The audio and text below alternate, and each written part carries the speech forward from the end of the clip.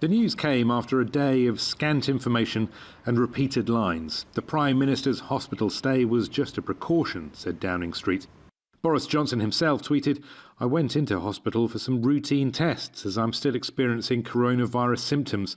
I'm in good spirits and keeping in touch with my team as we work together to fight this virus and keep everyone safe." But the reality was his condition was worsening. Later on Monday, doctors moved him to the intensive care unit of St Thomas's Hospital in London. During the course of this afternoon, the Prime Minister's condition worsened, and on the advice of the medical team, he was moved in to a critical care unit. So in light of those circumstances, the Prime Minister asked me as First Secretary to deputise for him where necessary in driving forward the government's plans to defeat coronavirus. Support for the Prime Minister has come from across the British political spectrum and beyond. Terribly sad news, tweeted Keir Starmer, the new leader of the UK's opposition Labour Party. "My thoughts are with you and your family," said the EU's Brexit negotiator Michel Barnier. And from France's President Macron, "All my support to Boris Johnson, his family and the British people in this difficult moment."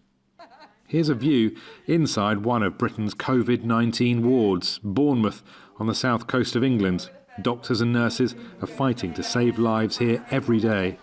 I have asthma, so it is scary, but we sort of have a duty to our patients, so it's the split between looking out for my own safety, but then also I'm a nurse, so my patients come first. The UK's patient deaths rose by 439 on Monday, but many more deaths are happening outside hospitals.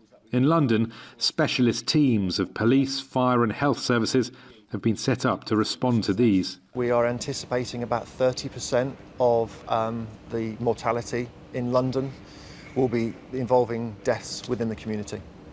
Government scientists say stay-at-home measures do seem to be working to limit hospital admissions, but it's still too soon to say how much. We need a good long time series of data on all of these stages of infection in order to be able to tell what the impact of the measures that came in on the 23rd of March are going to be. It's too early to tell yet. We need people to carry on following those instructions so that we can work out 3 weeks later what actually happens in hospitals.